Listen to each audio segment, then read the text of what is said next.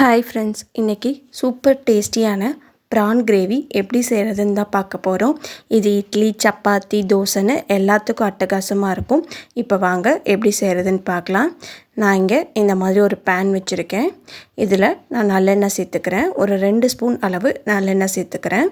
1 spoon அளவு சோம்பு, 2 பெரிய வெங்காயம் இந்த மாதிரி பொடிசாக நறுக்கி சேர்த்துக்கலாம். இதை சேர்த்து நல்லா இந்த மாதிரி வதக்கிக்கலாம். இந்த மாதிரி மெத்தடில் ஒரு முறையாவது வச்சு பாருங்கள். நம்ம 10 நிமிஷம் கூட ஆகாது, சட்டுன்னு வச்சிடலாம்.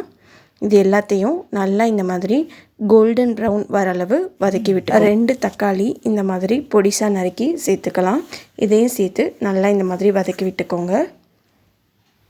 உங்களுக்கு வேணும்னா தக்காளியை நீங்கள் அரைச்சி கூட சேர்த்துக்கலாம். அடுத்து 2 பச்சை மிளகாய் இந்த மாதிரி பொடிசாக நறுக்கி சேர்த்துக்கோங்க.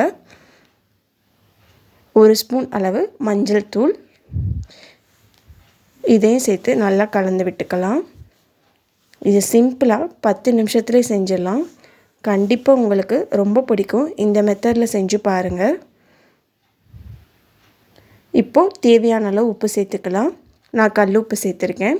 இதையும் சேர்த்து நல்லா இந்த மாதிரி கலந்து விட்டுக்கோங்க. இப்போது நம்ம எடுத்து வச்சுருந்த வாஷ் பண்ணி வச்சுருக்க இறாலை சேர்த்துக்கலாம். நான் ஒரு 3/4 கிலோ அளவு இறால் எடுத்திருக்கேன் இன்றைக்கி. இதை இந்த மாதிரி நல்லா க்ளீன் பண்ணிவிட்டு மஞ்சத்தூள் போட்டு கழுவி எடுத்திருக்கேன். இப்போது இது எல்லாத்தையும் சேர்த்துக்கலாம்.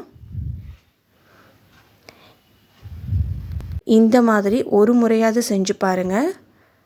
அட்டகாசமாக இருக்கும் டேஸ்ட்டு. இது சாதத்துக்கூடையும் நல்லாயிருக்கும்.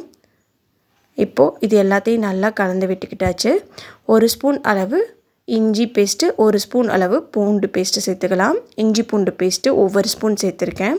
இதை எல்லாத்தையும் சேர்த்து நல்லா இந்த மாதிரி கலந்து விட்டுக்கோங்க. இதோடைய பச்சை வாசனை போகிற அளவு நல்லா வதக்கி விட்டுக்கோங்க. நல்லா இதோட பச்சை வாசனை போகணும். அப்போ தான் நம்மளுக்கு ஸ்மெல்லே இருக்காது. அடுத்து நம்ம மசாலா சேர்க்க போகிறோம். இதில் நான் கரம் மசாலா சேர்த்துருக்கேன். இதில் மல்லித்தூள்லாம் எதுவுமே சேர்க்க தேவையில்லை. 2 ஸ்பூன் அளவு கரம் மசாலா சேர்த்துக்கலாம். இதை சேர்த்து நல்லா இந்த மாதிரி கலந்து விட்டுக்கோங்க. உங்கள்கிட்ட கரம் மசாலா இல்லைன்னா குழம்பு மிளகாய் தூள் இருக்குல்ல, அது 2 ஸ்பூன் அளவு சேர்த்துக்கோங்க. மல்லித்தூள் இதில் சேர்க்க வேணாம்.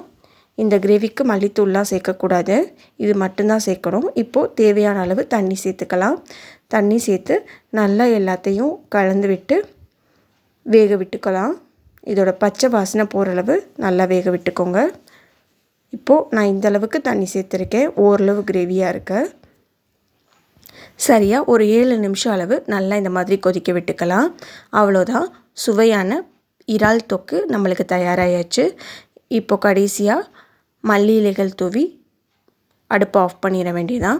கண்டிப்பாக இந்த மெத்தடில் இறால் கிரேவி செஞ்சு பாருங்கள். செஞ்சு பார்த்துட்டு எப்படி இருக்குன்னு மறக்காமல் உங்கள் ஃபீட்பேக்கை சொல்லுங்கள். நம்ம வீடியோ பிடிச்சிருந்தால் லைக் பண்ணுங்கள். மறக்காமல் நம்ம சேனலை சப்ஸ்கிரைப் பண்ணுங்கள். உங்களுக்கு என்ன மாதிரி வீடியோஸ் வேணும், ரெசிபீஸ் வேணுங்கிறத கமெண்ட்டில் சொல்லுங்கள். கண்டிப்பாக இதை ட்ரை பண்ணி பாருங்கள். டேஸ்ட் அட்டகாசமாக இருக்கும்.